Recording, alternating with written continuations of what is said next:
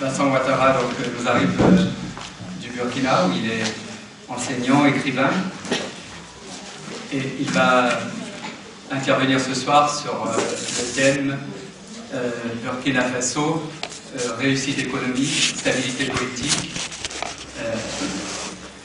et leurs victimes. C'est-à-dire, le thème de cette soirée s'inscrit dans la semaine de la solidarité internationale, dont le thème cette année est déconstruire les clichés. À propos du Burkina, il y a au moins 3 clichés que l'on peut déconstruire.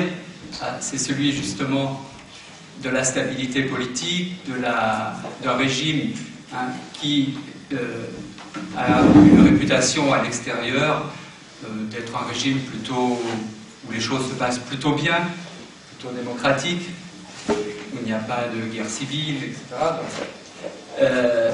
Qu'en est-il des droits fondamentaux, des libertés démocratiques au Burkina? Deuxième cliché, le régime se vante d'avoir été un bon élève du FMI et d'avoir réussi économiquement. Bon, ce cliché n'est pas très difficile à démonter, puisqu'on a tous en tête les émeutes de la faim qui ont éclaté au Burkina comme dans beaucoup d'autres pays d'Afrique et d'autres continents. Et puis le troisième cliché, c'est celui d'un pays qu'on appelle parfois ONG Land, d'un pays où la population serait totalement assistée, totalement passive. Et là, ce cliché à déconstruire, c'est de montrer, Vincent va certainement le faire, qu'au Burkina, il y a des femmes et des hommes qui se battent, qui prennent en main leur destin. Voilà. Donc, au nom du Centre d'information interpeuple, de Survie Isère, du CADTM, Comité pour l'abolition de la dette du tiers-monde, et du comité Norbert Zongo, bienvenue à tout le monde et bonne soirée à tout le monde. À toi, Vincent. Je vous remercie. Bon, moi, je voudrais d'abord commencer par vous dire que c'est un honneur pour moi d'être parmi vous. Ça a été rude, ça a été pénible, plein d'obstacles, mais je suis là et c'est vraiment un plaisir pour moi de pouvoir partager tout ce que j'ai avec vous. Et donc, je tiens à remercier les organisateurs et je les adresse les salutations militantes du peuple du Burkina. Donc, concernant le thème qui m'a confié ce soir, ce qui concerne ces 3 aspects, je crois que le public réuni ici certainement a une idée de ce que c'est que le Burkina Faso, pour ne pas s'appesantir sur justement ces aspects-là. Mais je peux vous dire rapidement, en ce qui concerne le Burkina Faso, que c'est un pays qui a 274 200 km², qui est en Afrique de l'Ouest, et puis qui a eu son indépendance en 1960, et qui a connu différents types de régimes politiques, en passant par le régime de type présidentiel, le parlementarisme. On a vu aussi, à partir de 1983, une révolution démocratique et populaire, qui malheureusement n'a pas pu survivre. Pourquoi je dis malheureusement? Parce que il y avait des signes d'espoir dans cette révolution qui a essayé de recentrer quand même le débat en ce qui concerne certaines thématiques du développement, notamment en mettant l'accent sur la participation des femmes au développement, en mettant l'accent sur la lutte contre la corruption et pas mal d'autres phénomènes qui constituaient vraiment des goulots d'étranglement pour nos sociétés. Mais à partir de 1987, le 15 octobre, il est survenu ce qu'on a appelé dans l'histoire politique de notre pays, la rectification. Il s'agissait en fait pour les révolutionnaires, un certain groupe de révolutionnaires, d'arrêter le processus et de mettre en place ce qu'ils ont appelé le Front populaire. Et donc, cette erreur a coïncidé justement avec la perestroïka gorbatchevienne qui est venue avec les velléités d'indépendance, la conférence de la Baule. Et il a été beaucoup de pays africains, pour ne pas aller à la conférence nationale souveraine ont opté pour des formes de constitution pour pouvoir légitimer leur gouvernement. C'est ainsi que le président Blaise Compaoré a pu mettre en place une constitution pour éviter la conférence nationale souveraine. Donc la constitution justement mise en place a été adoptée par référendum et on a vu que Blaise a été reconduit comme président du Burkina Faso et jusqu'aujourd'hui, depuis 1987, il est le président de ce pays sahélien qui, au taux de classement, se retrouve parmi les 3 pays les plus pauvres du monde, mais qui, sur le plan international, est présenté comme un pays modèle en matière de bonne gouvernance aujourd'hui. Mais je crois qu'il faut recadrer un peu le débat. Il faut interroger un peu l'histoire. L'histoire est là pour dire la vérité. Parce que le régime de Blaise Compaoré, dès le début de 1987, est arrivé avec des séries de crimes. Donc je vous le dirai, si vous lisez mon livrage à l'ère Compaoré, vous le comprendrez. Il y a plus de 100 crimes. D'abord, le mouvement burkinabé des droits de l'homme et des peuples parle de 200 crimes. 200. Il s'agit de personnes de foi qui ont été tuées et on ne sait même pas où se reposent les corps. Il s'agit d'étudiants qui ont manifesté pour réclamer la liberté, la justice et le pain. Il s'agit de professeurs d'université qui ont aussi levé le ton pour demander un peu plus de justice. Il s'agit de tous ces gens qui aujourd'hui, on ne sait pas de quoi ils se reposent. Donc, ces gens-là, il faut aussi voir qu'il y a eu des hommes courageux toujours dans notre histoire, des hommes de la trame de Norbert Zongo, qui se sont levés contre le règne de l'arbitraire, qui ont connu des fins tragiques. Il y a eu beaucoup de crimes de sang durant la période de gestion du président Blaise Compaoré. Mais les différentes organisations de lutte, les différentes organisations des droits humains ne sont pas restées les bras croisés. Déjà, le MDHP qui naît en février 1989 a pris les devants pour mener une lutte pour la défense des droits civils et des droits politiques. Il y a eu des succès, mais force est de constater qu'au fil des ans, ces succès tombent à l'oubli, puisqu'on revient dans le même cercle infernal de la violation des droits humains. Et donc, ce qu'on peut dire en ce qui concerne en termes politiques du régime de Blaise Compaoré, il y a certains auteurs qui n'hésitent pas à parler de régime militaire constitutionnalisé. Pourquoi? Parce qu'en fait, en dehors, sous les dehors de pays d'une façade démocratique, le pays reste campé encore sur des positions où ses dirigeants ne transigent pas avec les questions de liberté d'expression. Nous avons vu cette année, et les 3 dernières années, qu'il y a eu plusieurs personnes qui ont été interpellées dans l'exercice de leurs droits le plus élémentaire. On a vu par exemple au niveau de la presse des journalistes qui ont été interpellés simplement pour avoir publié des articles concernant la mort de personnes de Burkina. Je parle par exemple du journaliste Chérif Sy qui a publié un texte sur des déclarations du responsable de la police nationale concernant des personnes qui ont été tuées et qui a été interpellé. Je parle également de certains artistes comme Sams Kavedia qui ont connu des problèmes avec une maille à partir avec un certain nombre d'individus qui les menaçaient à mort. Donc il y a plusieurs cas de violation des droits civils et des droits politiques. Mais à cela, il faut vous dire qu'il y a les droits économiques, les droits sociaux et culturels qui sont largement violés.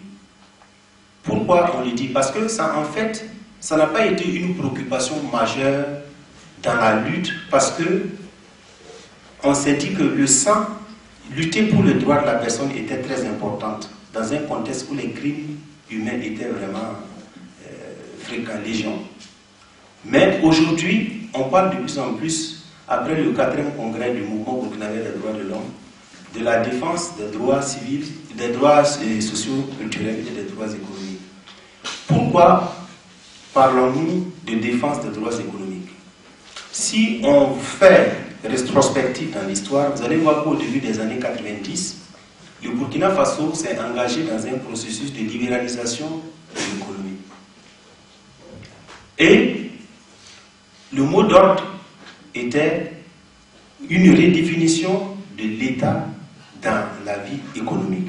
Donc l'État devait se cantonner à ce qu'ils ont appelé maintenant à l'époque à ses fonctions régaliennes.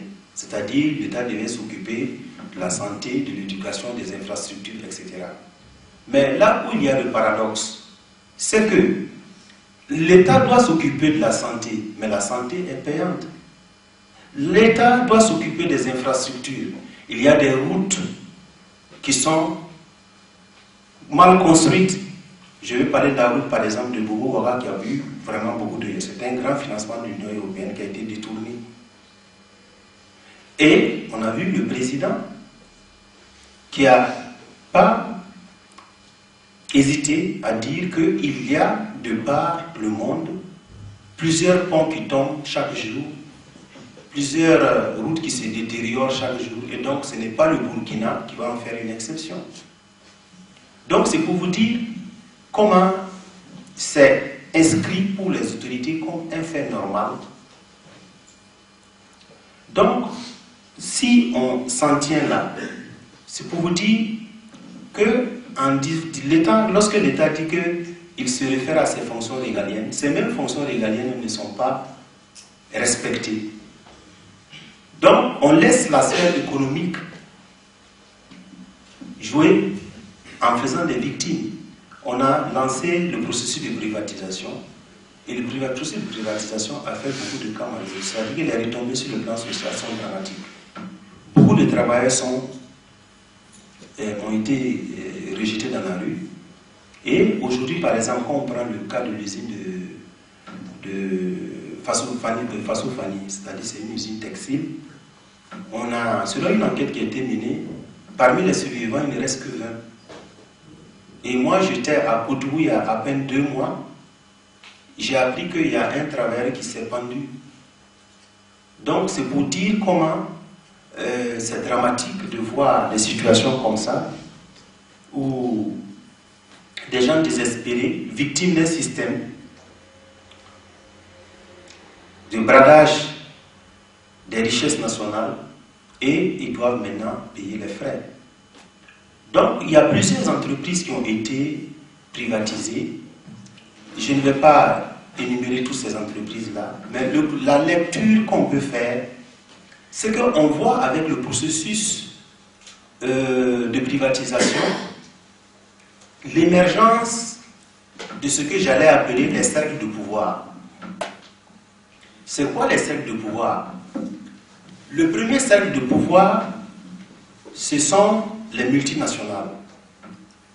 Les multinationales qui ont eu des gros parts du gâteau. C'est quand, par exemple, Bolloré, le groupe Bolloré, prend Sitaraï, c'est-à-dire les chemins de fer du Burkina. Il renvoie près de 1000 personnes dans la rue.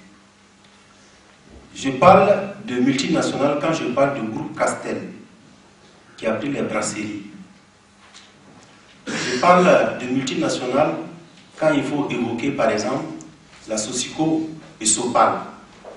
La Sosico, c'est la société sucrière du Burkina, qui est contrôlée par le groupe, par le prince Aga Khan, que vous connaissez, qu'on appelle le groupe Aga Khan. Donc, toutes ces différentes situations-là, toutes ces multinationales, pour moi, constituent le premier cercle de pouvoir. Ils ont le pouvoir économique, mais ce cercle-là a des relations étroites avec le pouvoir politique.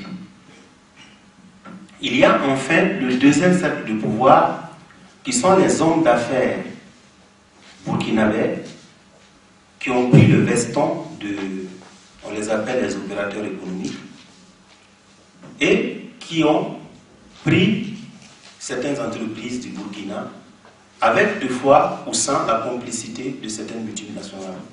Donc on va voir qu'il y a des figures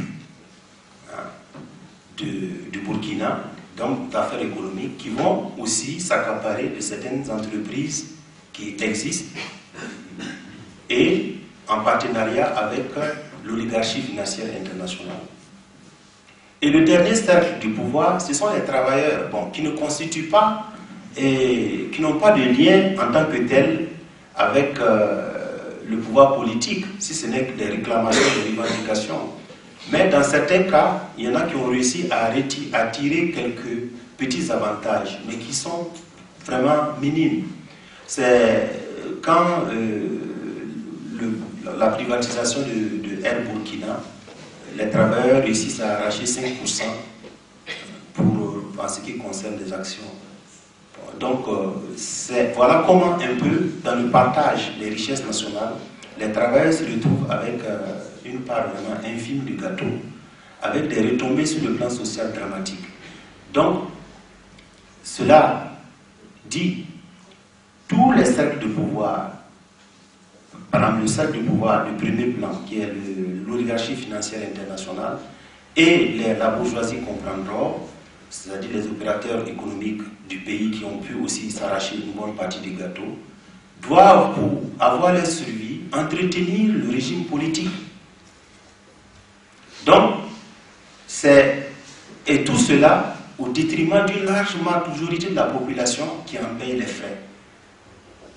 Donc, par les licenciements, mais les licenciements seulement ne suffisent pas. Il y a d'autres actions qui sont entreprises et qui sont vraiment dramatiques. Quand on prend par exemple la privatisation dans le domaine de l'éducation, ou bien dans le domaine de la santé, dans des populations, dans des pays où 80% de la population souffre, 80% sont dans le secteur primaire, dans l'agriculture, et qui n'ont pratiquement pas de revenus substantiels. Donc, vraiment, c'est pour dire que la politique néolibérale qui est prônée avec une libéralisation à outrance de l'économie a créé une situation où ce sont les plus forts. Aujourd'hui, on a constaté que 70%, il y a des chiffres, des statistiques qui donnent 70% des richesses qui sont détenues par une minorité d'individus qui interviennent dans le domaine des transports, dans le domaine des constructions de routes, dans le domaine des différentes prestations. Donc, voilà un peu comment cela se passe. Est-ce que de cela, nous pouvons dire qu'il y a une réussite vraiment économique? Voilà la question qui se pose. Mais les économistes formalistes disent que le Burkina est un exemple. Pourquoi? Parce que le Burkina, il se limite au taux de croissance que le Burkina a enregistré depuis l'intervention de ces institutions de Bretton Woods.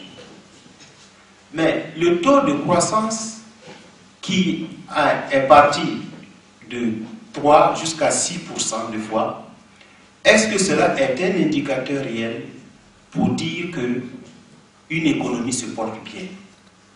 C'est là la question.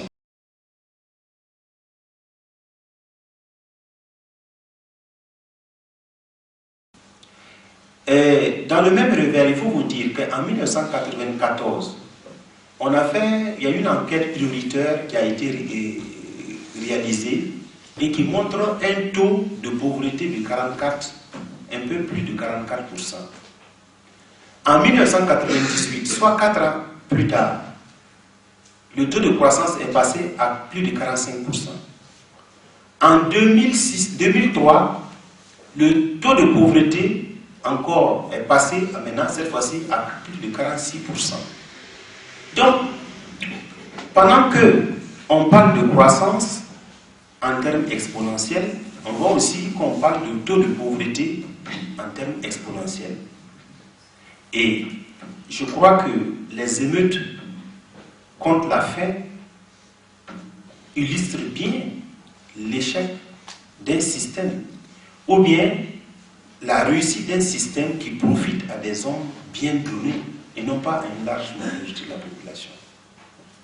Donc voilà un peu dans quelles conditions il est difficile de dire que nous avons une stabilité économique, nous avons une réussite économique en tant que telle, parce que aussi, ce qu'il faut aussi retenir, c'est que le président du Burkina, après avoir, par le biais de la privatisation, enterré la seule usine de textile que nous avons face aux familles, aujourd'hui se présente sur la scène internationale comme celui qui défend le coton africain. Donc c'est pour vous dire qu'on a même ravié en fait le discours altermondialiste, ces chefs d'État-là, pour se présenter sur la scène internationale comme étant des acteurs qui veulent vraiment agir pour le compte des populations. Le paradoxe est là.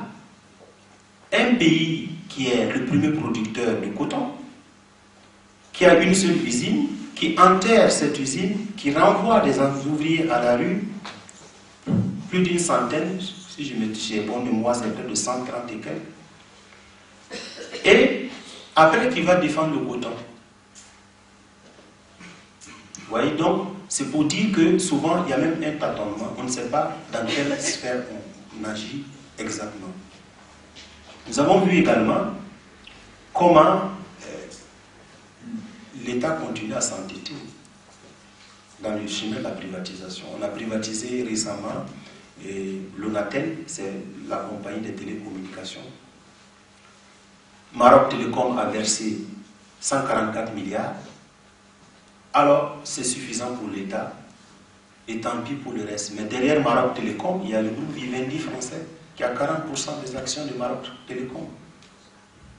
Donc, il y a tout un système qui est mis en place de phagocytose des entreprises nationales, de rejet des populations, des travailleurs à la rue, de bradage des richesses nationales. Et cela est vraiment dramatique dans un contexte où on sait que quand un individu a un travail, il doit nourrir près d'une dizaine, voire vers une quinzaine de personnes. C'est ça aussi la réalité africaine. Donc voilà un peu, en ce qui concerne donc un peu les aspects politiques, les aspects un peu économiques que je viens de développer. Mais je m'en voudrais si je m'arrêtais là, sans dire que le système commence aussi à s'essouffler. Nous avons vu qu'après avoir présenté la sphère politique comme un modèle de stabilité et le parti dirigeant comme un modèle de parti où vraiment tout est solide en son sein, on a vu ces derniers temps que les premières querelles ont commencé à un peu éclater le parti. Il y a un courant qui a affronté publiquement, qui a défié publiquement l'autorité du parti. Donc c'est le courant qu'on appelait le courant des CNPistes. C'est les anciens sociodémocrates qui étaient partis pour créer avec d'autres organisations le Congrès démocratique, le parti de Blaise Compaoré, le parti qui est au pouvoir. Donc, aujourd'hui, il y a une crise au sein du parti dirigeant. Et ce n'est pas suffisant. C'est un cacique du pouvoir, comme par exemple une figure qui est connue, pour aussi, il joue, parce que jouant un rôle comme le jouerait Foucault, c'est notre Foucault du Burkina, Salif Diallo.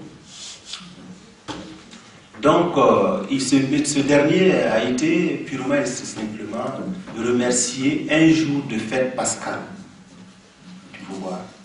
Donc, c'était comme si on le sacrifiait. Bon, donc, ce dernier-là se retrouve aujourd'hui comme ambassadeur en Autriche. On l'a même reculé un peu loin du Burkina pour qu'il ne puisse pas entreprendre quoi que ce soit. Donc, au niveau du parti dirigeant, il y a de sérieux problèmes, il y a de sérieux ennuis. Il y a également qu'il y a une nouvelle organisation qui est née, qu'on appelle la FEDAC-BC, c'est-à-dire la Fédération pour la paix et le progrès pour Blaise Compaoré. Mais cette organisation-là est venue remplacer, va-t-elle remplacer les Amis de Blaise Compaoré, qui est une autre organisation, parce que les gens ne comprennent pas. Ceux qui ont eu des organisations, les Amis de Blaise Compaoré se disent, pourquoi il faut une deuxième organisation pour soutenir Blaise? Donc il y a des jeux actuellement qui se font, qui ne sont pas assez clairs, et qui laissent présager qu'il y aura certainement à venir certaines incompréhensions entre des acteurs qui ont évolué ensemble durant des années. Mais il ne faut pas aussi se limiter là pour dire que il y a une crise dont on attend que ça explose. Comme certains, ça c'est pour aborder maintenant le troisième aspect de mon intervention sur le fatalisme qui gagne les gens, parce qu'il y en a qui ont, après avoir lutté longuement, tombent dans la désespérance, dans le fatalisme, qui disent que bon, il n'y a pas d'autres alternatives, on sommes obligés d'attendre que le parti explose et que ça emporte tout le pouvoir. Mais tant que les gens ne vont pas s'approprier qu'eux-mêmes les fondements même du changement et œuvrer à vouloir faire quelque chose pour que les populations s'approprient aussi le changement, nous allons rester dans l'expectative. Il faut que les gens comprennent qu'ils sont des acteurs du changement et non pas attendre parce qu'il y a des signaux qui le montrent et on attend simplement, on croise les bras, on se dit que bon, comme on a tout fait, ça n'a pas marché, on attend que ça en finisse, ça explose et puis bon, nous allons maintenant nous servir. Donc aujourd'hui, de plus en plus, ce fatalisme-là est visible de la part d'une grande masse, surtout de population, et même des partis politiques de l'opposition. Donc, mais il faut vous dire aussi qu'il y a des lieux d'espoir. Aujourd'hui, avec le processus de la décentralisation, il y a au niveau de certaines communes, des populations qui ont décidé de s'intéresser à la gestion des communes. Et ça, c'est un fait qui prouve que le changement attendu au niveau de certains acteurs qui ont dominé la scène pendant longtemps, il risque de ne pas être cela, mais ça risque de se faire par le bas. Parce que aujourd'hui, il y a des paysans, il y a des artisans dans les villages, il y a des étudiants, des élèves qui ne sont pas d'accord avec la gestion du maire quant à certains patrimoines de la commune. On a vu cela dans une ville qu'on appelle Djibougou, où le maire a été chassé purement et simplement, et ça s'est accompagné d'actes de violence. On a arrêté les manifestants, on les a emprisonnés à Gawa, dans une ville qui n'est pas loin, et il a fallu l'intervention de Maître Alidou Ouedraogo, qui est une vraiment icône de lutte en matière de droits humains au Burkina, pour qu'on les libère. Mais ces gens-là, ces manifestants-là, de retour chez eux, ont été accueillis en héros. Donc, c'est pour dire qu'aujourd'hui, les gens commencent à défier l'autorité publique. Et ce sont des gens qui n'ont pas été nécessairement loin à l'école ou quelque chose, mais qui commencent à comprendre qu'il faut qu'ils prennent eux-mêmes la gestion du patrimoine, de leur patrimoine. Et on a vu également cela à Gawa. Ça, c'est le dernier cas où le maire qui s'est donné le luxe d'acheter une voiture extraordinaire et qui a fait des chèques, de faux reçus pour toucher certains sommes, a été démis de ses fonctions sous la pression populaire. Et aujourd'hui, il passe ses temps à la prison. C'est pour dire que c'est vrai que ces élans, ces velléités de réclamation s'accompagnent des fois par la violence. Et quand on s'en tient à cela, on dit que c'est contre les droits. Mais à quelque part, ça montre aussi un réveil des populations qui ont attendu longtemps et qui commencent à comprendre qu'il faut qu'elles prennent les devants pour participer au changement. Et je crois que ce sont des signaux forts pour ceux qui dirigent, pour qu'ils comprennent que maintenant il va falloir compter avec cette population-là. Je vous dis qu'au niveau des forums sociaux, on a fait le dernier forum social, si vous voyez l'engouement, l'intérêt que les populations, les différentes organisations paysannes ont pour les questions qui concernent les OGM, la dette, etc., c'est extraordinaire. C'est des gens qui n'ont pas été à l'école, qui viennent écouter les interventions, mais qui posent beaucoup de questions, qui veulent comprendre. Donc je crois qu'il y a un travail qui se fait par les organisations, aussi la société civile, il y a un travail qui se fait d'éveil de conscience pour que les gens puissent apporter leur contribution citoyenne, vraiment un changement réel. Donc ce n'est pas aussi alarmiste que ça. Et c'est pour vous dire que c'est ce que je pouvais dire par rapport aux trois aspects qui ont été soulevés là. Donc je préfère me limiter là, ici à des échanges, des questions. Bon, je serai volontiers prêt à les répondre. Donc je vous remercie.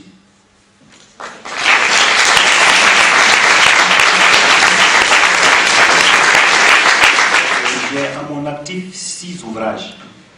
Le premier a paru aux éditions L'Harmattan en 1994 sous le titre Aurore des accusés et des accusateurs. Donc ça c'est disponible à L'Harmattan. C'était un roman. Et ça traite des questions, des mutations sociales avec l'apparition de différentes catégories sociales, classes sociales qui sont en conflit.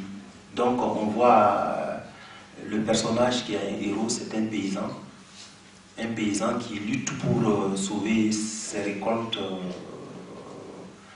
des mains d'un commerçant. Donc le premier c'était un roman. Alors le second c'est un essai qui est paru en 2000 aux éditions toujours L'Harmattan sous le titre de Idéologie et tradition en Afrique noire pour une nouvelle pensée africaine. Bon là il faut dire que c'est un livre qui est paru d'abord à la suite d'un constat. Après la chute du mur de Berlin, il y a beaucoup de penseurs qui ont commencé à poser la question de la responsabilité du retard de l'Afrique. Bon, il y en a qui parlaient du niveau de zéro de développement, etc. Et les gens pensaient que si l'Afrique, on a commencé à ressusciter les vieux débats, les vieux mythes, pour expliquer un peu le caractère, peut-être l'envisager sous un angle congénital. Et on a vu qu'il y a certains auteurs... Qu'elle n'est pas rentrée dans l'histoire, comme dit notre professeur. Voilà, et c'est ça, ce sont des thèses hegeliennes qu'on ressuscite, et puis on essaie de donner un contenu de modernité à ces idées-là, mais qui sont en fait dépassées. Et donc, c'est dans ce contexte qu'on avait commencé à un peu associer les dictateurs africains. Dictature en Afrique était associée à, finalement, modèle de l'Est. On a commencé à se déculpabiliser vis-à-vis du retard de l'Afrique. Donc, en se déculpabilisant, il y a des théoriciens qui ont développé des thèses par rapport à cela. On sait, il y a Bernard Lougan, qui est professeur de Lyon 3, qui avec les thèses d'extrême droite, qui défendait ces idées-là. Donc, moi, je me suis dit qu'il fallait que je repose aussi, j'apporte ma contribution par rapport à ce débat. Et je ne dédouane pas seulement les Africains, j'essaie aussi d'analyser les options depuis les années 60 qui ont été envisagées en termes de développement, mais malheureusement qui n'ont pas eu de fois de perspective, simplement pour le fait que de fois on a tué certains démocrates, certaines personnes qui étaient vraiment des figures qui pouvaient faire quelque chose. Donc voilà un peu, le livre parle de tous ces aspects. Donc je fais un peu l'analyse du modèle capitaliste de développement, je fais l'analyse du modèle socialiste de développement en prenant des cas de certains pays qui ont suivi ces différents. Et maintenant j'essaie de faire maintenant le point. Le troisième livre, c'est Procès des putschistes à Ouagadougou. Ça c'est paru au Burkina Faso. Ça retrace un procès retentissant qui a eu lieu Donc il s'agissait d'un certain nombre de militaires qui ont été jugés et condamnés. Il y a toujours un qui est en prison pour avoir tenté de déstabiliser le régime de Blaise Compaoré. Mais quand on regarde les faits, ça tourne un peu à de l'insolite. Donc c'est pourquoi c'est intéressant aussi de parler de cela. Il y a, pendant que ceux qu'on accusait de vouloir déstabiliser parlaient qu'ils ont été en fait emportés par cette idée-là, parce qu'ils ont été aussi, ils n'ont pas aimé l'intervention du Burkina Faso dans l'affaire du Libéria, et ils n'ont pas aimé l'assassinat de Norbert Zongo. Bon, on n'a pas, malheureusement, le ministère public n'a pas voulu considérer ces faits-là. Voilà, donc c'est pourquoi je me suis dit que c'était un événement historique qu'il fallait remettre ça sous forme d'ouvrage. Donc le livre qui suit, c'est L'ère Compaoré, crimes politiques et gestion du pouvoir. Ça, c'est paru aux éditions Klamba, ici à Paris. Bon, là, c'est vraiment une analyse de la situation politique, économique, une analyse socio-anthropologique de la gestion du pouvoir et une analyse de la faillite d'un système de gestion du pouvoir avec l'injonction des extinctions du Bretton Woods, notamment la Banque mondiale et le FMI.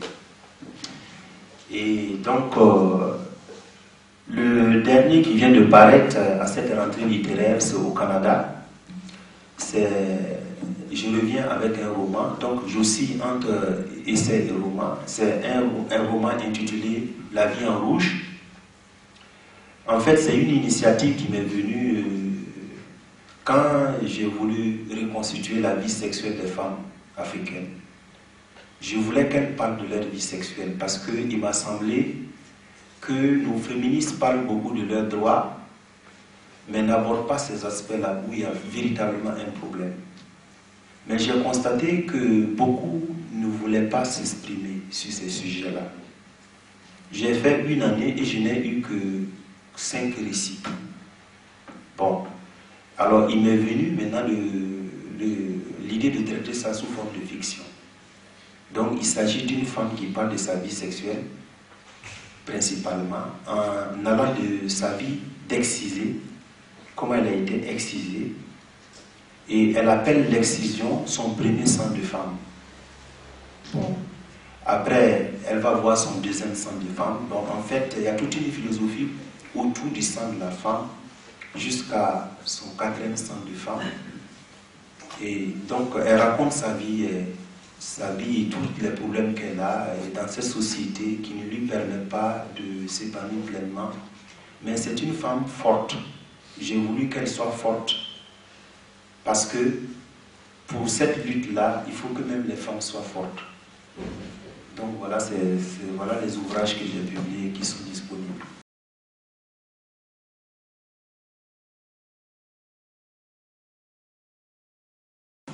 Et il y a aussi celui-là, c'est le 6e, c'est Une vie de lutte, Alidou Ouédraogo. Alidou Ouédraogo a un parcours assez atypique. C'est un militant des premières heures. Il s'est donné corps et âme pour la lutte, dans la lutte pour les droits humains. Il ne s'est pas seulement investi au Burkina Faso. Il a contribué aux flammes, à la paix au Mali avec les flammes de la paix dans le conflit Touareg-Mali. Il a fait le Rwanda et le Burundi au moment du génocide. Il a beaucoup travaillé sur les champs des droits humains. Mais malheureusement, c'est en pleine lutte qu'il a été victime d'une attaque cérébrale.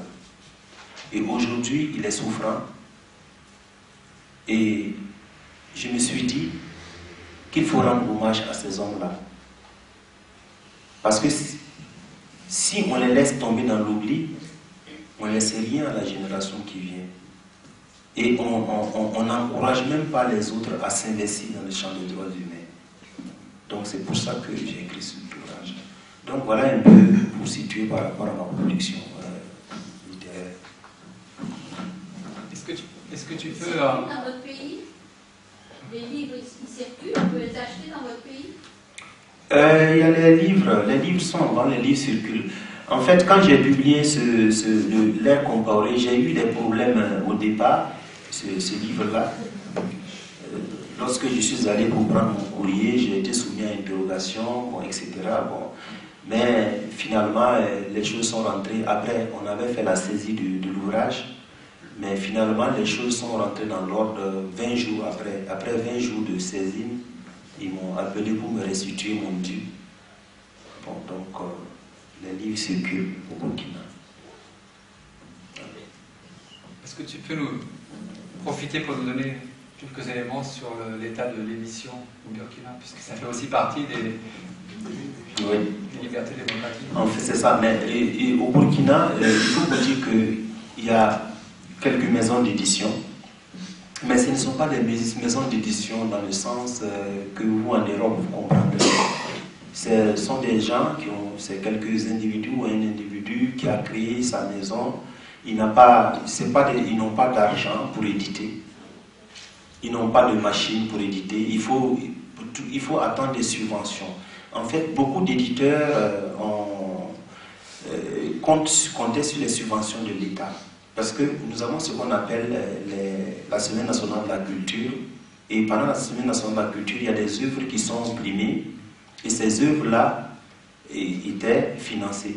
Il y a des gens qui comptaient sur ça pour pouvoir lancer certains auteurs. Donc chez nous, franchement, l'édition a pris du temps pour connaître son envol, et ça n'a même pas pris, même je ne dirais pas son envol, par rapport aux autres pays de la sous-région comme le Sénégal, la Côte d'Ivoire, même le Mali. Le Mali est à Djamana au Mali, c'est vraiment véritablement une maison d'édition. Oui. Donc, mais le Burkina, sur le plan de l'édition, vraiment, nous avons beaucoup de problèmes, nous sommes en retard. Et ce n'est pas pour rien, parce que même la littérature burkinabé, elle est jeune. Parce que notre premier roman est apparu en 1963 avec Nazim Boni. Après lui, c'est un vide. Il y a eu du temps avant qu'il n'y ait des productions. C'est surtout avec la Révolution que nous avons vu nous assistons à beaucoup de productions littéraires. Sinon, la plupart du temps, bon, il y a eu, les gens s'intéressent plutôt à la poésie. Je ne parle pas des essais, je ne parle pas des œuvres de recherche anthropologique, ethnographique et autres. Je parle vraiment du roman, etc. Bon, là, nous avons vraiment de sérieux problèmes. Certainement, les années à venir, il va falloir que les gens se battent pour voir comment vraiment dynamiser ce secteur-là. Et je pense que c'est important de le faire parce qu'un pays qui peut produire des ouvrages peut le faire et ça peut être accessible à la grande masse. Ça peut participer à l'éveil des consciences. Mais un pays qui ne lit pas, vous voyez, c'est difficile. Je vous dirais que quelqu'un m'a dit que les Blancs disent que quand tu veux cacher quelque chose à un Africain, il faut le mettre dans le livre. Bon, en fait, c'est pas comme ça. C'est une façon simplement de dire que la culture de la lecture n'est pas développée. Mais ça s'explique aussi par le taux d'analphabétisme. D'abord, vous savez, nous avons près de 80% qui sont analphabètes, donc on n'a pas les mêmes concepts. Et ce sont des civilisations orales, principalement. Donc, ce n'est pas la même chose. Et l'élite, même qui a été à l'école, n'a pas, il y a les questions financières. Il faut avoir de l'argent pour acheter les livres. Bon, quand on est dans un pays où vraiment les salaires, les revenus sont très médiocres, même pour le fonctionnaire, il préfère acheter son litre d'essence qui ne cesse de grimper que d'acheter les livres. C'est d'abord sa priorité, c'est sa survie d'abord après ses livres. Donc cela s'explique. Donc si on veut véritablement arriver à cela, il faut aussi qu'on mette en place des cadres, vraiment des infrastructures qui permettent d'éditer en moins de coûts et puis de faire véritablement un travail de promotion littéraire. Vous dites que vous sentez qu'il y a un arrêt des populations au niveau politique et j'aimerais que vous reveniez au niveau économique, si vous sentez qu'il y a un réveil aussi pour que cette économie devienne, puisque vous parliez des plans d'ajustement structurel qui ont mener à une privatisation. Est-ce que vous sentez qu'il y a un sursaut pour que cette vie économique devienne une force intérieure, en fait, plus interne maintenant au pays? Et si oui, dans quel cas, dans quel domaine? Moi, je pense qu'il est difficile dans ce contexte-là, même ce contexte que nous avons, de vouloir pronostiquer sur un avenir qui est bon en matière économique. Ce sont des options politiques. L'option de libéralisation totale, moi je ne suis pas pour cela. Ça a montré ses limites. Quand on dit que l'État ne doit pas intervenir dans la sphère politique, ce sont ces mêmes théoriciens économistes qui ont défendu ces concepts-là, qui nous ont exportés, imposés. Ce sont ces mêmes aujourd'hui qui interviennent pour sauver le cash financier dans l'économie. Moi, je pense que là, il y a véritablement un problème. C'est un problème de prise en main même de son destin, de définition de l'économie telle que nous l'entendons nous-mêmes, en se disant que l'économie doit tenir compte du volet social. Pas le tout pour tout financier, mais il faut aussi tenir compte de l'humain. L'humain doit être au centre de l'économie. Nous, on veut peut-être, on parlera peut-être d'une économie mondialisée, humanisée plutôt. Ouais, parce que aujourd'hui, à quoi ça sert dans des pays où les taux de pauvreté sont très élevés, d'imposer des types d'économies qui ne font qu'accroître le cercle infernal de la pauvreté, qui ne fait que faire des exclusions? Je pense que là, ça nous interpelle. C'est pourquoi moi, dans cette optique que nous voyons, l'optique de le tout ou tout, au Burkina Faso, il y a un terme qui illustre bien ça, c'est le gourmandise-là, le tukguli. C'est-à-dire cette tendance à vouloir tout accaparer, tout prendre, parce qu'une minorité le veut, au détriment d'une large majorité, ne peut que créer un terrain pour des violences. Parce qu'il faut tenir compte toujours des autres. Donc moi je pense qu'avec la politique économique telle que menée, ne peut pas conduire notre pays à des lendemains heureux. Il faut revoir, redéfinir certaines choses. Quand on prend un pays comme le Burkina qui décide, qui veut privatiser l'eau, qui veut privatiser, qui a privatisé les télécoms, tout. Et les entreprises, les multinationales, c'est leurs intérêts qui comptent. Les employés sont dans la rue. Les familles pleurent. Et en Afrique, comme je vous le disais tout à l'heure, même moi qui vous parle, j'ai combien de personnes qui me demandent régulièrement de l'argent? Ce n'est pas le même concept. C'est pourquoi d'ailleurs je dis souvent que pour aider on dit aujourd'hui en matière de lutte contre la pauvreté, il y a plusieurs associations du Nord qui veulent aider des groupes cibles bien donnés. Ils vous disent les femmes, les enfants. Et comme les gens savent que les gens veulent aider les femmes et les enfants, tout le monde fait des associations de femmes et des enfants. Et on crée des comportements, des réflexes pour avoir l'argent. On veut transformer des femmes paysannes en capitalistes en moins de 3-4 ans, gestionnaires, pas des formations. Alors que même ceux qui ont été à l'école dans les universités, qui ont passé leur vie en train d'étudier, ne sont même pas encore arrivés à devenir des entrepreneurs capitalistes et gestionnaires. Mais je me dis, si on essayait de mettre l'accent sur une classe moyenne, si on essayait de mettre l'accent sur des jeunes universitaires qui ont des parchemins qui veulent de l'emploi, si on veut reprendre le développement par la création d'abord de l'emploi, l'Europe s'est développée par l'emploi et non pas par des crédits. Je crois qu'il y a des donnes qu'il faut prendre en compte. Aujourd'hui, c'est une façon de divertir nos peuples, de nous amener sur un terrain qui n'a même pas fait ses preuves. C'est des crédits, des cercles infernaux de crédits qui ne mènent à rien. Les gens n'ont pas la conviction. Mais si on prend par exemple une catégorie moyenne on en fait une cible. Ce sont des gens capacitairement qui sont renforcés. On les donne les moyens. Mais ils ne peuvent pas laisser leur famille dans les villages. Le concept de vie même, vous savez, si on rentre dans le contexte sociologique, la donne familiale, elle est importante dans ces milieux-là. Nous ne sommes pas en Europe où l'individu reste l'individu.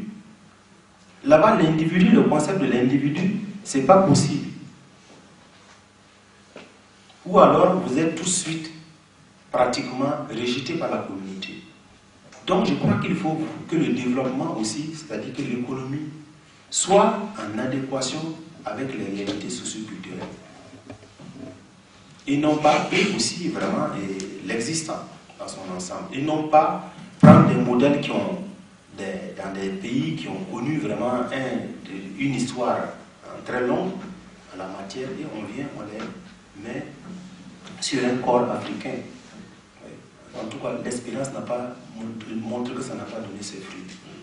Et aujourd'hui, je suis certain que la plupart de ce que je dis, les cercles de deuxième niveau, les conférences et autres qui sont partagés les richesses du pays, ne pourront pas gérer tôt ou tard. Parce que les gens les regardent. On les attend. Et même, ils doivent en prendre conscience et savoir qu'il faut trouver un mécanisme où les gens sur le plan sécurité sociale se ressentent à quelque part pour prévenir les crises. Mais ça ne les préoccupe pas. C'est pourquoi moi je reste un peu pessimiste quant à cela, sauf si le gouvernement comprend par moment et veut faire des réformes. Mais on a vu aussi que le réformisme, ça a ses limites. C'est souvent pour un bout de temps. Après on revient encore dans les vieux réflexes. Donc, moi, personnellement, je n'y crois pas. Je ne sais pas si j'ai répondu à votre question, mais... En fait... oui, la question, parce qu'on n'a rien entendu. Oui, en fait, elle évoque le cas d'une entreprise. C'est en fait des associations qui mettent en place des projets d'agro-transformation des produits locaux. Donc, il y a une société qui vient de naître, qu'on appelle Dafani, qui fait des jus de fruits, qui transforme sur place des jus de fruits. C'est ça. Donc, est-ce que ces éléments-là ne constituent pas des espoirs, des éléments d'espoir? Mais pour pouvoir juger cela, il faut savoir qui dirige Dafani, qui est propriétaire de Dafani, quelles sont les relations que Dafani a avec les autres. C'est pas une question aussi simple. Mais ce que je puis dire, qui est réel, c'est que dans nos pays aujourd'hui, l'agro-transformation, pour nos économies, nous devons compter avec. Nous devons compter avec. Il y a aujourd'hui pas mal d'associations de femmes, pas mal d'associations de groupements vraiment mixtes qui commencent à faire de l'agro-transformation. C'est quoi? C'est des jus de fruits, jus de mangue, jus de tamarin. Bon, ça c'est déjà bien. Il y en a qui font des mangues séchées, il y en a qui font... c'est des produits locaux. Tout ce qui est produits locaux, on essaie de mettre ça, conditionner ça. C'est-à-dire qu'il y a des associations aujourd'hui qui œuvrent dans ce domaine, mais qui recherchent des marchés. C'est-à-dire, réellement, c'est bon, ça peut créer de l'emploi. Mais il faut que le gouvernement accompagne cela. Le gouvernement en a fait une de ses options. Quand on lit les textes du gouvernement, ils disent qu'ils mettent l'accent sur l'agro-transformation. Mais il faut accompagner les acteurs. Il ne faut pas prendre les acteurs qui ont des affiliations avec le pouvoir. Là, en ce moment, nous assistons à deux types de privés. Le privé qui n'a aucun lien avec le pouvoir politique et le privé qui a un lien avec le pouvoir politique qui peut bénéficier facilement de certaines largesses, certaines facilités. Mais aujourd'hui, ce qu'il faut saluer, c'est la contribution des gens du Nord dans le développement de ce secteur. C'est-à-dire le fait qu'il y ait le commerce équitable. Il y a des cercles aujourd'hui qui soutiennent les associations, qui disent bon, nous allons collaborer. C'est-à-dire en dehors de tout, il y a des formes de collaboration qui se définissent à travers des chartes des différentes entités qui voient qu'ils ont des intérêts communs à quelque part et qui s'entraident. Et moi, je trouve que ça, c'est vraiment formidable. Donc, il y a des associations, par exemple, qui ont réussi à vraiment avoir des partenaires en Europe qui vendent, qui ont pu améliorer leurs conditions de vie, et ça, c'est formidable. On a vu aussi qu'à travers la coopération décentralisée, beaucoup ont soutenu, il y a des coopérations décentralisées qui ont soutenu des groupements de femmes, des groupements de gens dans la production.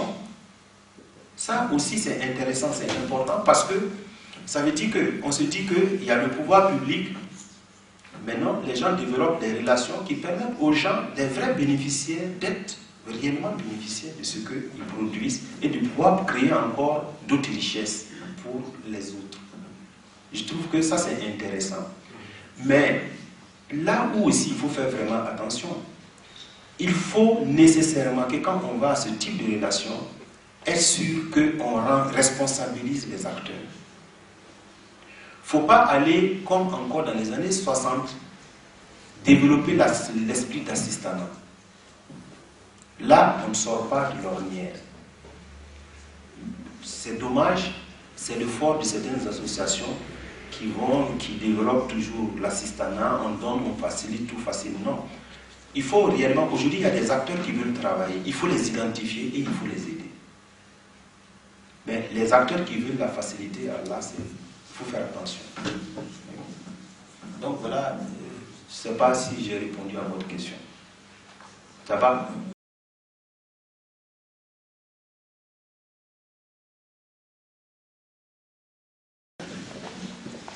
Oui, je voulais demander au niveau, en termes de questions de politique internationale, est-ce que ça vous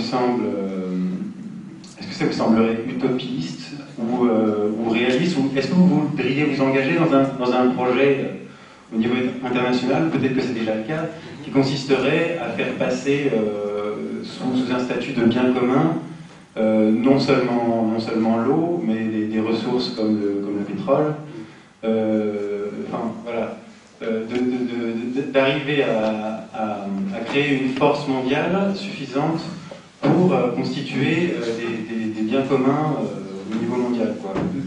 Dans tous les domaines qui consistent, dans lesquels se trouvent des ressources qui sont indispensables à la réalisation de développement des pays. Moi, ce que je voudrais dire par rapport à cette question, j'ai beaucoup réfléchi aussi, deux fois, sur comment rendre la lutte dynamique, c'est-à-dire sur certaines questions. Je pense qu'en la matière, il y a plusieurs solutions, mais ce que moi j'ai dans la tête, je pense qu'il faut une concertation des forces. Franchement, je pense que c'est très important. Aujourd'hui, l'émergence de ce qu'on appelle la société civile mondiale est une très bonne chose. Et on commence à constater d'ailleurs que les politiques commencent à marcher au pas des désirata de la société civile. Pourquoi je le dis? Parce que quand je vois un Sarkozy qui va défendre certaines positions altermondialistes, je suis édifié. Je dis, on commence à le convaincre. Voilà. Donc c'est pour dire que,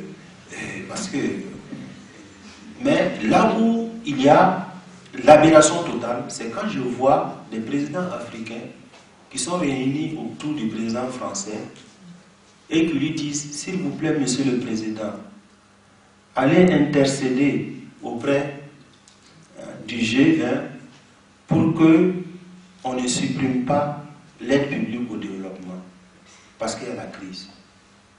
Je trouve ça totalement irresponsable. Vous ne pouvez pas aller confier votre destin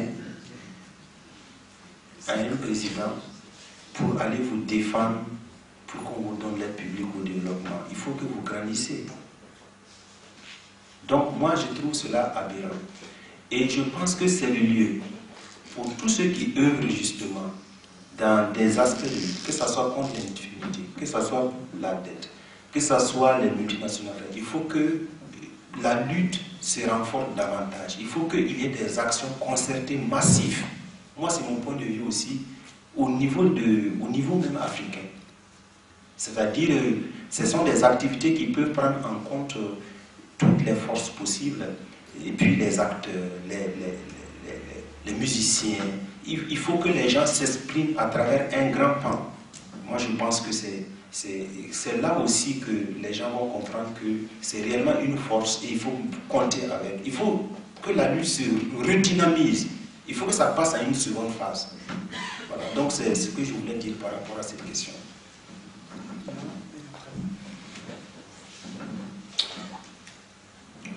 Oui, je voulais parler à un sujet de l'éducation. Vous avez dit que c'était en train d'être privatisé. Alors pour moi, l'éducation, c'est le nerf du développement. Et à l'époque de Sankara, j'étais allé au Burkina Faso, certes, il y avait des classes d'une centaine d'élèves, mais enfin, le régime mettait l'accent sur l'éducation. Alors j'aimerais que vous me détailliez un petit peu ce que vous appelez privatisation. Est-ce que ça veut dire que les écoles oui, sont privatisées comme le reste, comme ce serait l'eau, quoi? Ou est-ce qu'il y a un développement des écoles privées? Ou est-ce qu'on fournit toujours le matériel scolaire? Voilà la question. Voilà, je vous remercie. En fait, quand je parle de privatisation de l'éducation, c'est quand on a créé des services. L'État a créé des services, c'est payant, les étudiants. Des services Payants. Ah, payants. Voilà, donc quand il faut payer les frais d'inscription, il faut payer pour les tests, il faut payer, il y a plein de choses à payer. Les infrastructures universitaires, il n'y en a pas. Par rapport à l'effectif, nous n'arrivons pas à faire une projection en termes infrastructure et effectif. C'est la même chose aussi. Nous avons ce problème. Le problème se répercute à tous les niveaux. On n'arrive pas à faire une planification des ressources humaines pour dire que dans 5 ans, 10 ans, quels seront les métiers qui seront porteurs pour pallier un peu au chômage. Il y a un problème de planification des ressources, d'avoir une vision à long terme. Et donc là, il faut dire qu'au niveau des écoles, tout est devenu payant, tout est cher. Maintenant, il y a eu une émergence d'établissements publics à tous les niveaux, secondaires, supérieurs. Mais les tarifs, ça va au niveau universitaire, moi j'enseigne dans pas mal d'établissements, ça va de 500 000, le minimum c'est 500 000 pour une année. Le minimum c'est 500 000. Est-ce que tu peux dire à peu près ce que ça représente pour le pays? Bon, oui, c'est ça que je vais en parler. Parce que si on regarde par exemple un fonctionnaire catégorie A, supérieur de la fonction publique, il a à peine 100 000 de salaire mensuel. À peine 100 000. 100 000 francs CFA. Oui. Il faut t'expliquer ce que je vous ai. C'est 5 ans, on s'est 650 euros. Voilà. Donc c'est pour vous dire que c'est dérisoire. À ça, il faut payer le carburant. Le carburant coûte, le litre coûte cher, le carburant de super. Et l'État perçoit sur les hydrocarbures la TVA, les frais de douane, la taxe sur les produits pétroliers, de près de 37% pour le super, 20% pour la subvention à la SONABEL, la compagnie de l'électricité. C'est le pays où l'essence coûte le plus cher dans toute la sous-région. Donc, face à cela, le fonctionnaire avec toutes ces conditions doit payer les études des enfants. C'est pas du tout facile. Il y a des établissements qui vont jusqu'à 2 millions l'année. Il y en a des établissements qui te font, selon les types de cours de formation qu'on veut, il y en a qui proposent des tarifs de 2 millions pour la formation. Donc c'est pour vous dire que bientôt, si on ne prend pas garde, on aura maintenant une formation pour des gens qui ont les moyens et une formation pour des gens qui n'ont pas les moyens. Est-ce que tu peux nous donner des éléments justement sur ce qui s'est passé à l'université en juin dernier, où l'armée est intervenue? Oui, mais c'est ça justement. Je crois que même le motif même de la grève des étudiants, c'était un peu ça. D'abord, les salles pléthoriques, il n'y a pas de salle. Donc les infrastructures ne suffisent pas, l'accueil des étudiants, les franchises universitaires ne sont pas respectées, les taux d'inscription, il y a ce qu'on appelle sur les dérogations aux examens, etc. Il y a plein ils ont une plateforme, les étudiants ont une plateforme revendicative qu'ils ont soumise, ils ont voulu justement aller manifester leur colère au président de l'université, mais malheureusement il y a eu une altercation entre étudiants et forces de l'ordre. Conséquence, il y a eu des blessés graves du côté des étudiants et on a vu sur les champs des douilles qui montrent que même on a utilisé des armes. Du côté, mais les étudiants aussi se sont défendus d'une certaine manière. Il y a eu aussi des gendarmes qui ont été blessés. Donc la situation on était obligé de fermer l'université. Et comme solution, l'État a décidé de clôturer, parce que l'université n'était pas clôturée, de clôturer l'université. Ça, c'est au cas où il y a des manifestations, les gens ne puissent pas sortir pour déborder. Et on a construit la clôture de l'université très vite. Bon, et maintenant, le paradoxe que ça crée, c'est que les gens se demandent, mais vous dites qu'il n'y a pas d'argent pour les infrastructures, mais pour faire du béton massif pour entourer l'université, vous avez trouvé de l'argent. Le problème même, c'est qu'il y en a qui pensaient qu'il fallait clôturer l'université. Par exemple, moi, je pensais que c'était bien si l'université était clôturée, ça ne me plaisait pas comme ça. Mais c'est la manière dont on a clôturé l'université qui constitue même le problème. Donc voilà que les cours ont repris, avec quelques difficultés. Donc on ne sait pas comment ça peut évoluer. À tout moment encore, il peut y avoir des débordements. Mais il faut vous dire qu'au Burkina Faso, c'est une tradition de lutte. C'est le milieu estudiantin qui prend toujours les devants. On a vu, et à la mort de Norbert Zongo, c'est eux qui ont pris les devants d'abord, puis les autres suivent. On a vu d'ailleurs, si on prend l'histoire du Burkina, vous allez voir que nous avons une tradition de gauche très forte au niveau universitaire. Au temps fort de la guerre froide, au milieu universitaire, c'était un bouillonnement d'idées extraordinaire. Il y avait les représentants de l'ex-URSS, il y avait les Albanais, il y avait les Chinois, il y avait les Doudjés, il y avait toutes les contradictions possibles. Et donc les gens discouraient à longueur de temps, se contredisaient. C'était comme ça aussi l'apprentissage de la vie politique. Mais avec le temps maintenant, ce n'est plus que ça. Mais la tradition quand même marxisante de gauche reste toujours un peu là. Et les gens quand même, donc l'université reste toujours comme un champ de bataille permanent, en éveil. Et les autorités actuelles, la plupart des autorités actuelles sont passées par ces cercles-là. Ils ont fait leur apprentissage dans des mouvements comme ça. Bonsoir, je voulais vous remercier pour votre intervention et aborder la question de la coopération décentralisée. En fait, vous avez parlé de décentralisation au Burkina et de coopération qui avait apporté des choses positives, notamment dans la mobilisation des paysans, des habitants et tout ça. Par contre, je voulais peut-être que vous avez sans doute entendu parler de Grenoble et Ouaga, de la coopération décentralisée, sur laquelle un certain nombre d'associations se penchent depuis quelques années, et en se posant un certain nombre de questions en fait sur l'intérêt probable de la mise en place de projets entre les deux pays, entre les deux villes. Mais par contre, la question qu'on se posait, notamment François-Xavier Verschaft, quand il était venu en 2005 au conseil municipal, en salle du conseil municipal, faire une intervention sur cette question de la coopération décentralisée Grenoble-Ouaga, c'était de se dire que peut-être que quand Simon Compaoré il vient à Grenoble ou à Paris serrer la main de Sarko ou d'Esto, on cautionne un petit peu sa politique et qui n'est pas forcément très loin de celle de Blaise et donc on cautionne finalement un système en faisant cette coopération. Et ce que disait Verschaft à l'époque, c'était que bien sûr que c'est important d'avoir des instances de coopération, mais que ce soit plutôt peut-être de quartier à quartier ou d'habitant à habitant plutôt qu'entre élus, quoi. Voilà. Et je voulais savoir un petit peu votre avis sur cette question. Je vous remercie. En fait, je crois que la question s'est posée depuis quelques années déjà.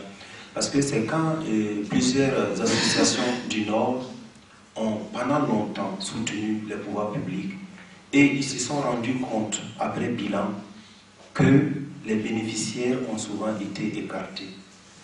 Que les gens, finalement, et ces associations-là se sont dit, il est mieux que nous orientons, nous développons ce genre d'activités où on peut toucher directement les bénéficiaires.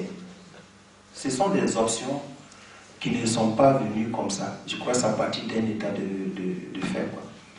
Et ce que je peux dire, moi, personnellement, je pense qu'il est important d'aider les communautés.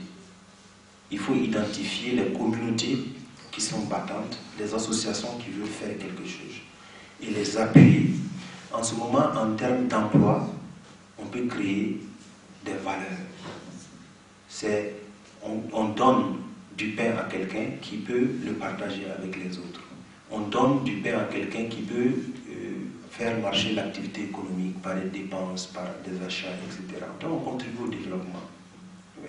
Mais quand on va donner de l'argent à une commune pour édifier un monument extraordinaire, moi je ne vois pas en quoi est-ce que ça donne quelque chose vraiment dans l'immédiat. Ça, peut-être ce monument a une importance, mais dans l'immédiat, moi je ne vois pas qu'est-ce que ça donne, oui, pour des gens qui ont vraiment faim. Je m'appelle Alexandre Darago et je voulais, au début de la conférence, vous avez parlé de difficultés pour venir, que le chemin avait été difficile pour tout ça. Donc je ne savais pas si ça avait à voir avec le fait que vous dénonciez, quelque sorte, le régime, tout ça, et même si ça n'était pas facile pour venir ici à Grenoble, puisque c'est déjà arrivé avant. Voilà, je vous remercie. En fait, c'est pas ça. Je profite pour dire que peut-être c'est la grève légitime, peut-être des travailleurs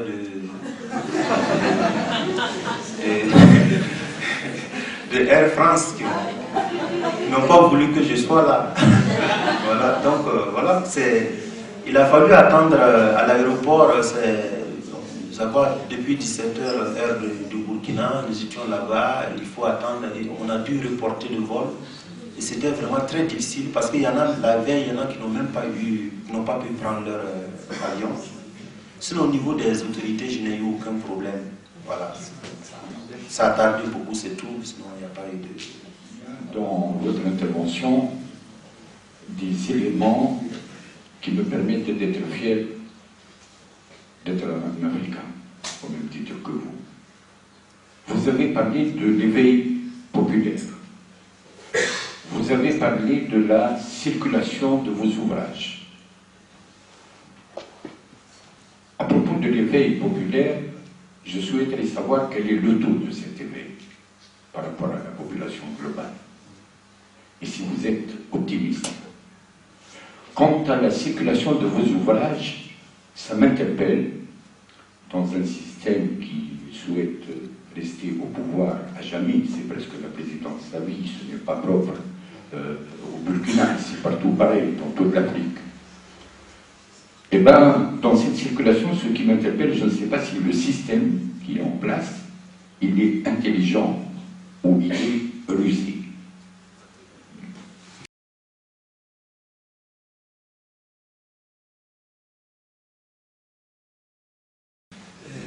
Je vous remercie. Je voudrais surtout vous dire que pour l'éveil de conscience, moi je reste optimiste. L'histoire, c'est une dynamique. Il y a des processus qui sont... Nous sommes obligés de passer par là. L'Afrique, au début des années 60, n'avait pas suffisamment d'intellectuels. Les taux de scolarisation étaient pratiquement rien. La politique que les pays du Nord menaient vis-à-vis de l'Afrique devait être le reflet de la situation de l'époque. Aujourd'hui, le taux de scolarité, quand bien même bas, est assez élevé, quand même, par rapport au passé. Les dynamiques qui sont en place pour de survivance Ce n'est pas comme dans les années 60. Donc cela demande que la coopération change pour accompagner l'éveil de conscience. Il faut aujourd'hui que les gens comprennent que nous ne sommes plus dans les années 60, nous ne sommes plus dans les années 70. Nous sommes dans une Afrique où il y a aujourd'hui des gens qui se battent, des gens qui se donnent, des gens qui veulent réussir. Et il faut pouvoir monter avec ces gens-là. Ça permet même de prévenir des crises. Et j'ai foi que le changement est irréversible. On ne peut même pas l'arrêter. Et aujourd'hui, ce n'est pas dans les villages seulement que cela se manifeste, même dans les villes. Mais ce qu'il faut craindre, c'est l'éveil de conscience qui se fait et qui peut, faute de soutien dans la lutte, comment cela peut prendre une forme de violence pour changer la dynamique de l'histoire. Donc c'est surtout cela qu'il faut craindre parce qu'on ne sait pas ce que ça peut donner. Sinon aujourd'hui, les gens veulent le changement. Mais ils ne trouvent pas en face des acteurs charismatiques, des partis d'avant-garde qui ont vraiment de l'aura pour les conduire vers l'espoir. C'est ça qui manque. Sinon aujourd'hui, les gens veulent changer. En termes de pourcentage, je ne peux pas le dire, mais quand on approche les gens dans les villages, on converse avec eux. Des gens simples, comme on le dit, les citoyens lambda, on sent qu'il y a cette volonté, c'est ce désir-là de vouloir faire quelque chose, mais faute de pouvoir trouver le tronc d'arbre sur lequel s'appuyer, se disent, tombent dans le fatalisme, deux fois ils disent, ah non, on soutient ça, mais deux fois, ce sont des êtres même qui ne savent plus qu'est-ce que faire, mais qui attendent tout moment d'espoir pour manifester leur joie. Aujourd'hui, c'est vraiment, je crois qu'il y a des signes d'espoir. Et moi, je reste optimiste. Maintenant, en ce qui concerne la circulation de vos ouvrages. Voilà, la circulation des ouvrages. Bon, il faut dire que nous avons vraiment un problème, comme je vous l'ai expliqué, dans nos pays. Le livre, c'est pas aussi facile parce qu'on n'a pas de grandes maisons d'édition.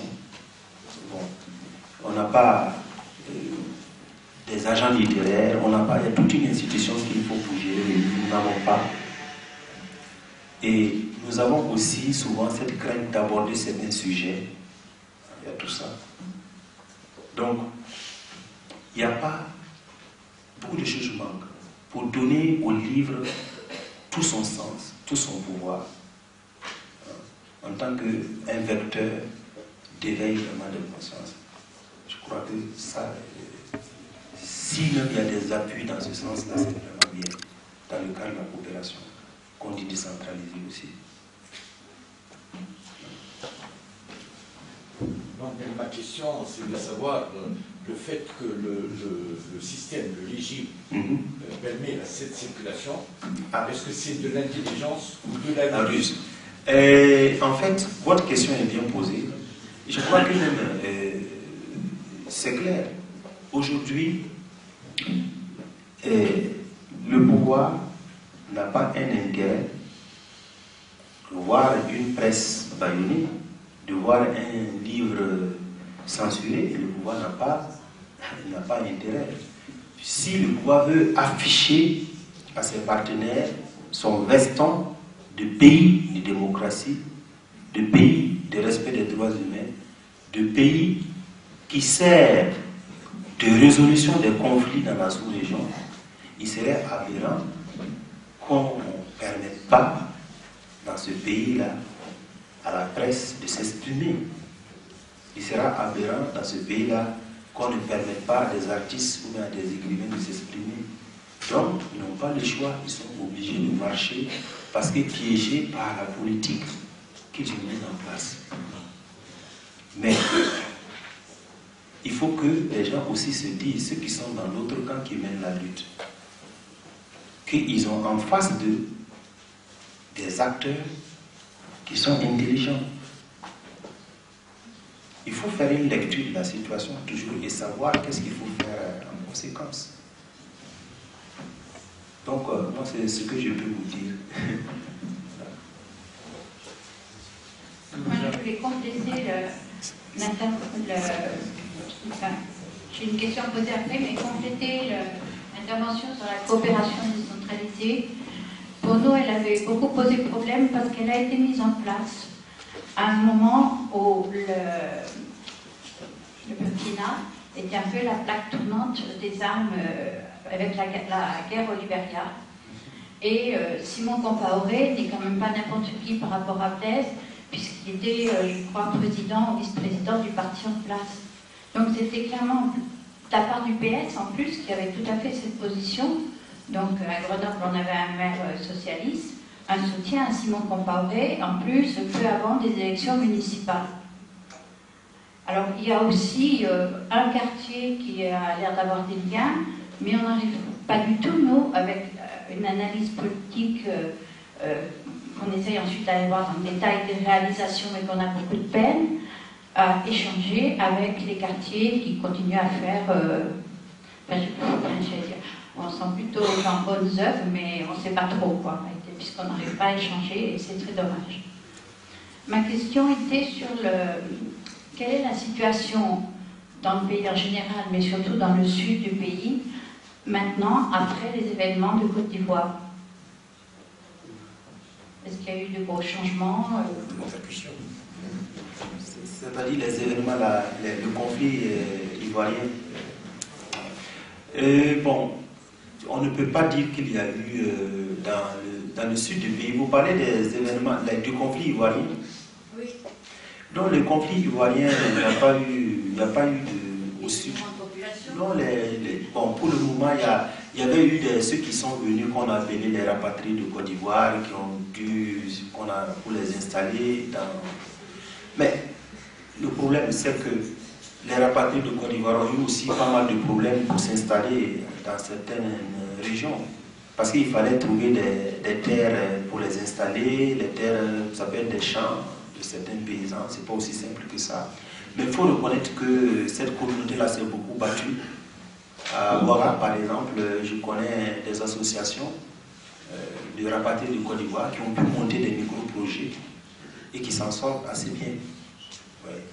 Donc là, à ce niveau-là, la question ne se pose pas trop. Et aujourd'hui, les gens ont commencé même à reprendre le chemin de la Côte d'Ivoire. Les gens commencent à partir.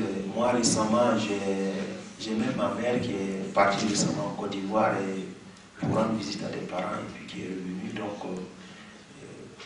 voilà. Il n'y a pas de... Je crois que là, il n'y a pas de problème comme ça. Ouais. Puisque le président est présenté un peu comme le sauveur. Hein. Maintenant, il est présenté comme le sauveur, c'est lui qui veut réconcilier les Ivoiriens. Donc, les Burkinabés, quelqu'un m'a dit en tout cas qu'en Côte d'Ivoire, sont bien accueillis. Voilà. On oublie un peu ce qui s'est passé. Voilà. Mais l'histoire finit par rattraper toujours.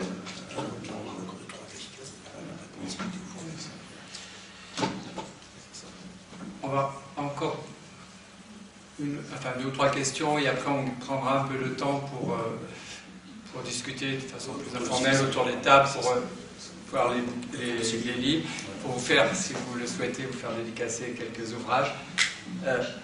Est-ce que... Moi j'aurais une question. Je voudrais simplement rappeler que dans le cadre aussi de l'invitation, c'est dans le cadre du 10e anniversaire de l'assassinat de Norbert Zongo.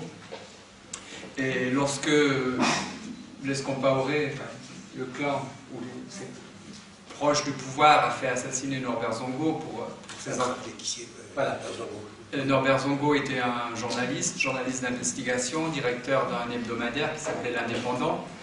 Il menait des enquêtes très approfondies sur les questions économiques, sur les questions sociales, sur les détournements, les pillages de la richesse nationale que tu as évoqué, sur les magouilles, les trafics de parcelles auxquels se livrait en particulier sur Ouagadougou, le maire de Ouagadougou, Simon Compaoré, et aussi il enquêtait sur la mort tragique de David Ouédraogo.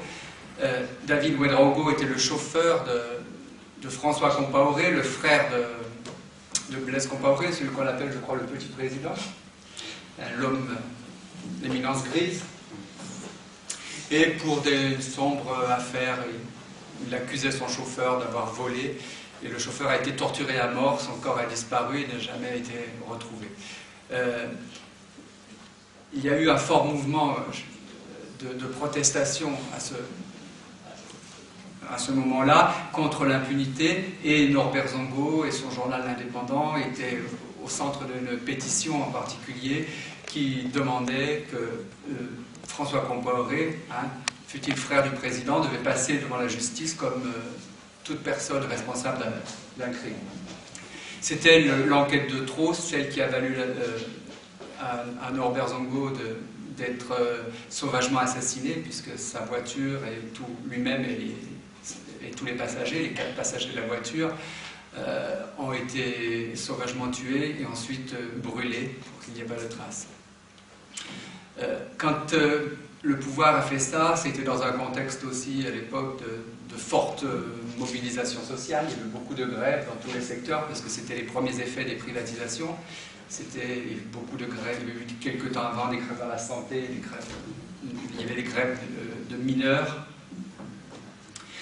et il y avait aussi des grèves de paysans pas des grèves de paysans, mais des mouvements de protestation de paysans. Et Blaise Compaoré a sans doute calculé que cet assassinat, que c'est très violent, intimiderait et mettrait fin aux luttes. Ma question, c'est 10 ans après, manifestement, il n'y est pas arrivé. Est-ce que tu pourrais nous donner quelques éléments plus concrets sur où en est le collectif qu'on appelle communément le collectif contre l'impunité? Qu'est-ce que c'est, où il en est 10 ans après? Et également quelques éléments peut-être plus concrets sur le collectif ou le contre la vie chère qui s'est mis en place au printemps dernier, après les émeutes de la faim. En fait, après la mort du journaliste, l'assassinat du journaliste Norbert Zongo, il faut vous dire qu'il était avec son frère Ernest Zongo et son chauffeur Blaise Nikema. Ils étaient 4 personnes qui ont été sauvagement assassinées. Et les gens, on a identifié 6 suspects sérieux qui faisaient partie de la garde présidentielle. Mais avec l'évolution du temps, avec l'évolution du dossier plutôt, ils ont finalement identifié un inculpé qu'on appelle Marcel Kafando. Mais Marcel Kafando est tombé malade. Il s'est retrouvé à l'hôpital. Donc, et Marcel Kafando a eu la bénédiction du juge d'instruction pour revenir à la maison pour se soigner, soi-disant pour lui éviter des frais d'hospitalisation qui sont élevés. Donc, quand il est guéri, on s'attendait que les gens, la société civile n'est pas restée muette, elle a toujours manifesté, réclamé la justice. Donc, à la guérison de Marcel Kafando, on s'attendait que maintenant les choses seront claires, donc on va le juger. Alors, la grande surprise, c'est quand le juge d'instruction, du nom de Wenceslas Ilboudo, va annoncer un non-lieu dans l'affaire Norbert Zongo, sur la base de la rétractation d'un témoin à charge, Yassine Yamembo, qui avait témoigné et qui est revenu sur ses positions. Donc le dossier est vide. Et donc le ministère public dit que c'est le non-lieu, mais le dossier peut être ouvert à tout moment s'il y a des charges nouvelles. Les charges nouvelles, où les trouver? Alors, le président des reporters, le secrétaire général des Reporters sans frontières, Robert Ménard, s'est souvenu que lorsque il y a eu l'assassinat, il y a un collectif qui avait été mis en place pour enquêter sur la mort du journaliste. C'est ce qu'on appelle la commission d'enquête indépendante. Dans la commission d'enquête indépendante participaient Reporters sans frontières. Et lorsque la commission a déposé son rapport auprès du Premier ministre, grande fut la surprise pour certains qui ont participé à l'enquête qu'il y a des propos des témoins qui ont été effacés du rapport. Donc, Robert Ménard a donc soumis à l'appréciation du ministère public le rapport complet. C'est-à-dire que le rapport, ce n'est pas le rapport que le Premier ministre a eu sans les modifications. Lui, il a remis avec toutes les différentes dépositions des différents témoins. Et il a eu la réponse que ce n'est pas suffisant comme pièce à conviction. Donc voilà un peu où se retrouve le dossier. Et donc plusieurs associations de la société civile sont montées sur le créneau pour exiger, pour condamner le non-lieu, notamment le collectif des organisations de masse et des partis politiques communément appelé le collectif. C'est une organisation qui a été mise en place au lendemain de l'assassinat du journaliste et de ses compagnons. Et le collectif là réclame justice pour Noroya Zongo et en même temps a pris en main la lutte pour les droits des autres victimes. Donc, c'est un collectif qui réunit en son sein des partis politiques et puis des organisations démocratiques.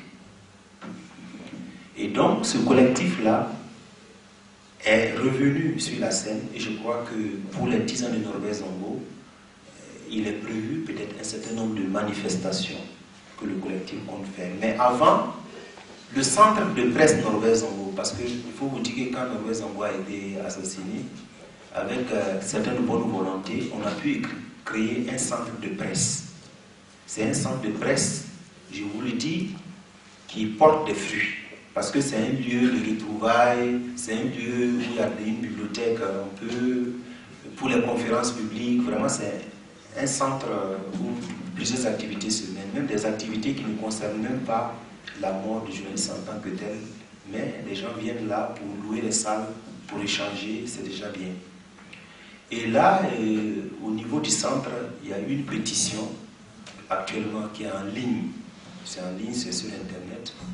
Et c'est une pétition pour exiger la réouverture du dossier.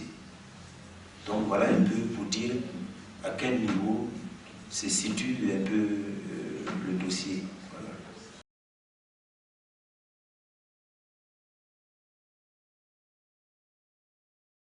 Voilà. Le collectif contre la vie chère, c'est un collectif qui est né il n'y a pas longtemps parce que avec les émeutes de la faim, il y a plusieurs organisations de la société civile, surtout les syndicats. On a la Confédération Générale des Syndicats, la CJTB, puis le mouvement burkinabé des droits de l'homme et des peuples, le MBJUJ, il y a le RELA qui lutte contre la corruption. Il y a plusieurs associations qui se sont coalisées autour d'une plateforme commune qui renferme plusieurs points. Donc, notamment la lutte contre la vie chère. Et en même temps, cette coalition-là est en train de voir comment elle peut contribuer même à l'avènement d'un processus démocratique réel. Donc, elle a fait une pétition pour obtenir une candidature, pour accepter les candidatures indépendantes. Il faut vous dire que dans notre pays, les candidatures indépendantes ne sont pas au niveau des législatives, il n'y a pas de candidatures indépendantes, alors que la Constitution dit que tout Burkinabé est électeur et est éligible.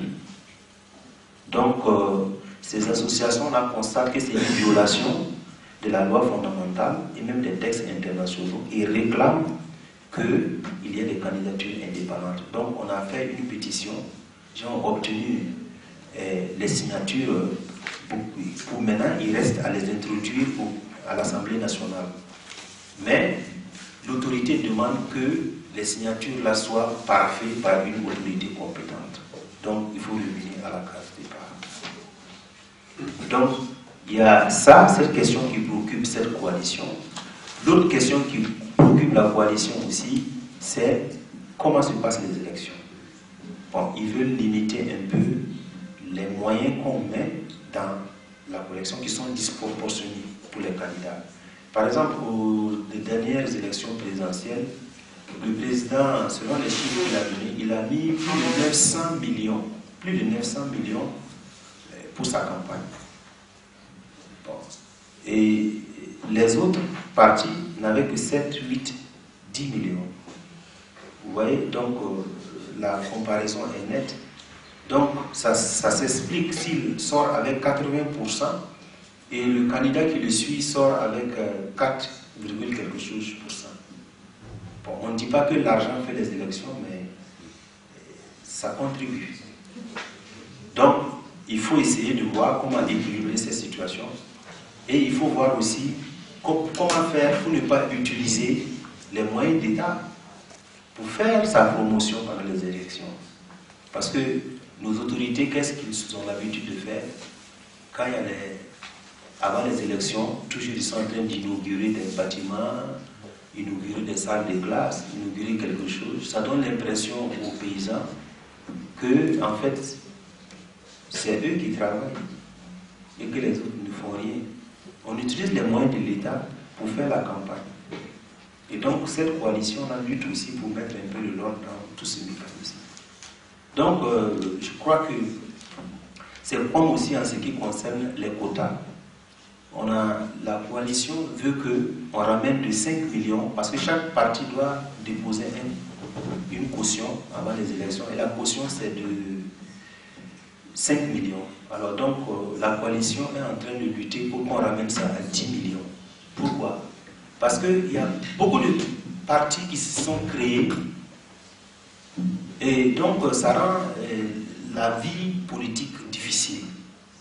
Et donc, en augmentant le taux, les coalisés pensent que ça va freiner un peu l'accès, bon, ça va filtrer un peu au niveau des partis qui n'ont pas tellement une assise en tant que telle, vont devoir partir en coalition avec d'autres personnes, en union avec d'autres associations politiques. Donc voilà un peu les questions qui sont au centre de leurs préoccupations. Et donc la lutte continue. Bon, sur cette parole, on va remercier Vincent Ouattara pour son message et son témoignage. Et aussi, je crois que c'est important de lui dire qu'on a quand même la volonté à Grenoble de développer quand même à la fois une information, mais aussi une solidarité avec le peuple burkinabé, sur le général avec les peuples d'Afrique. Ça me paraît très important parce que l'Afrique est quand même un continent, je dirais, qui a tellement souffert, qui a subi tellement, je dirais, de spoliation, de négation, je dirais, même de massacres au cours de son histoire, mais en même temps, il y a des peuples qui résistent, dont le peuple burkinabé, et je crois qu'on peut dire à Vincent Ouattara qu'il faut assurer qu'on continuera à assurer l'information, à développer la solidarité avec lui, avec ce qu'il fait avec son peuple, pour que le peuple burkinabé retrouve progressivement une maîtrise de son destin et puisse conquérir les droits, à la fois économiques, sociaux, et aussi lutter contre l'impunité, contre la vie chère, contre la négation de ces droits fondamentaux. Donc, Vincent, on est avec toi et avec toutes les causes pour lesquelles tu luttes. Merci d'être venu ce soir.